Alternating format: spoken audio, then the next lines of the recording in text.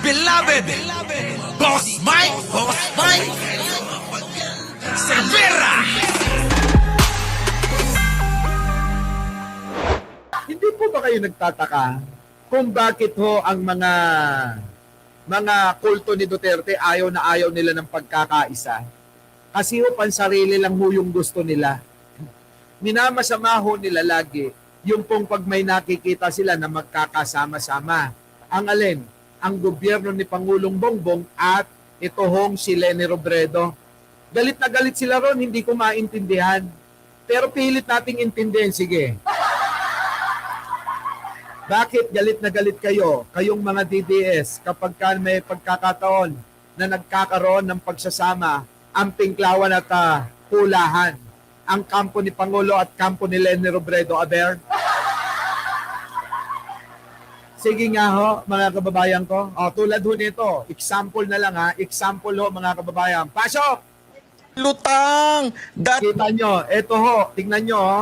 Tignan nyo mga kababayan ko. Ha? Abay, lahat na ho yata ng filter, pinakyaw niya. Tignan nyo mga kababayan.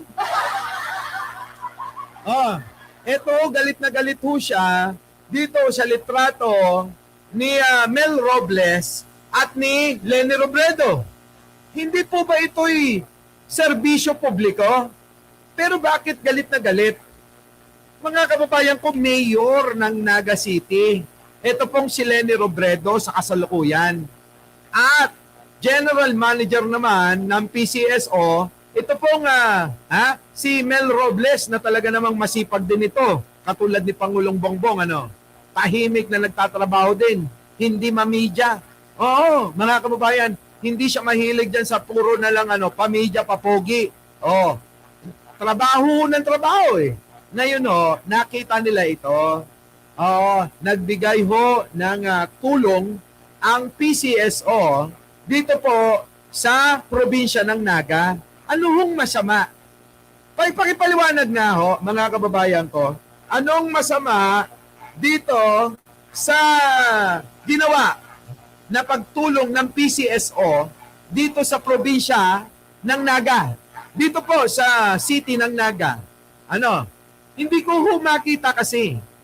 Eto na nga ho mga kababayan Dapat lang na magtulungan ang mga hinalal dito sa bansang Pilipinas. Dapat lang na magtulungan sila para sa serbisyo ng taong bayan. Ang gusto ng mga gunggong na ito, abay wag daw, kailangan hindi ganyan, hindi ka dapat sumasama sa kaaway. Tignan nyo ho yung mga ugali ng kulto ni Duterte. Ganitong ganito ho. Ayaw na ayaw nila. Pakinggan nyo mga kababayan. Kayo na humusga kung anong punto meron siya. Yung mga DDS, mag-comment kayo. Mag-comment kayo rito. At ipagtanggol nyo yung katwiran na ganito. Ipagtanggol nyo to. Ipagtanggol nyo tong kabubuhan na itong gago na to.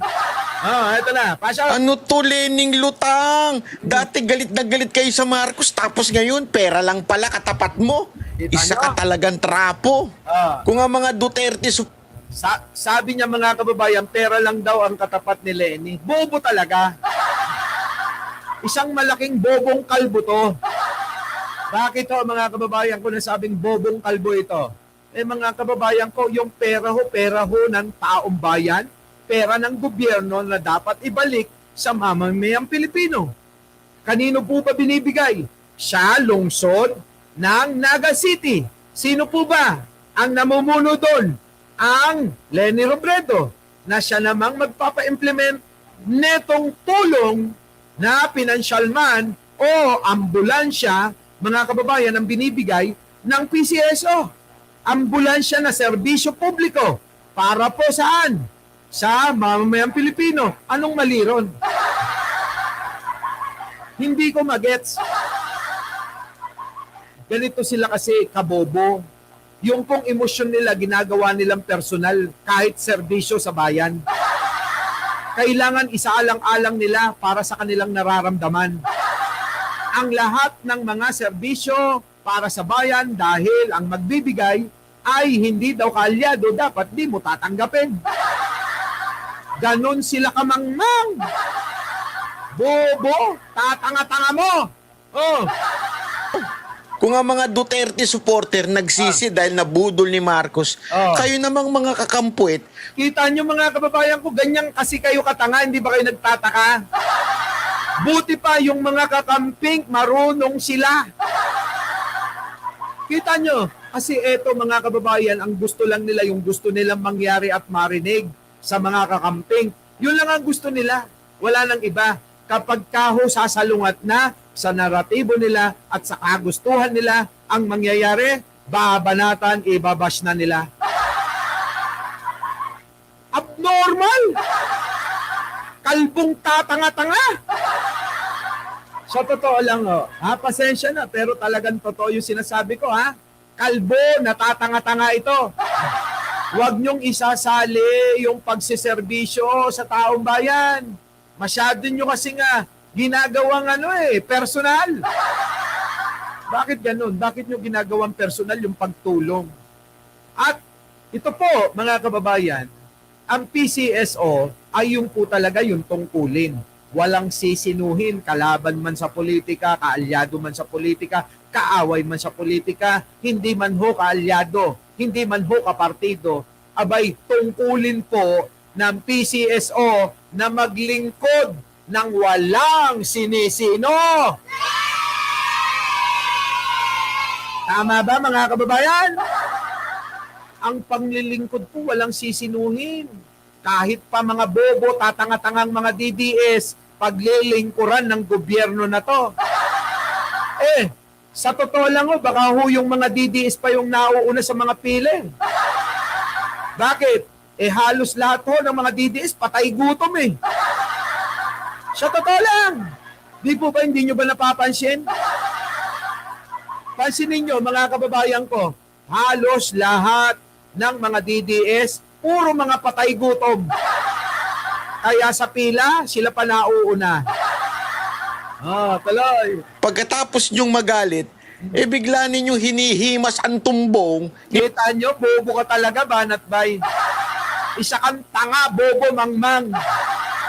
Ang serbisyo ng bayan, hindi po pwede na yan ay isama sa kung anong galit nyo.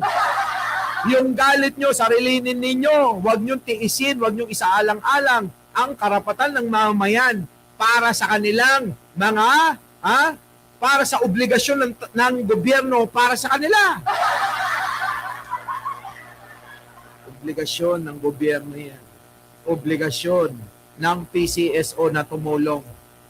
At ginagawa ng PCSO yung kanyang mandato. Hindi katulad ni Sara. Putik na yan, walang ginawa, walang proyekto. Gala ng gala. Pagkaisipin nyo mga kababayan ko, si Sara Duterte na pinagtatanggol nila, walang proyekto, walang ginawa bilang Vice Presidente, nagnakaw pa sa DepEd nung siya ay DepEd Secretary, hanggang ngayon, nagnanakaw pa rin sa kanyang opisina sa OBP. Samantalang nagagalit sila sa paggawa ng mabuti. Bakit kailangan magalit tayo sa gawaing mabuti? Sa pagbabayanihan, sa pagkakasundo-sundo. Hindi po ba dapat matuwa tayo? Sabi nga nila mga kababayan, ang magkaaway, ipagbati, gumikna ka at huwag kumampi. Eto iba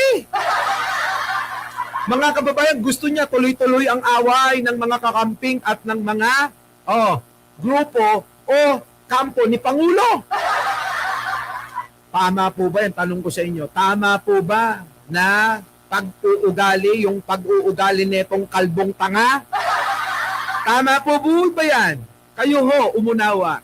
Tama po ba ang ganong pag-uugali na manatili ang puot at galit, wala nang katapusan? Ang ating nais lang naman, tayong mga Pilipino, dapat nagkakaisa na.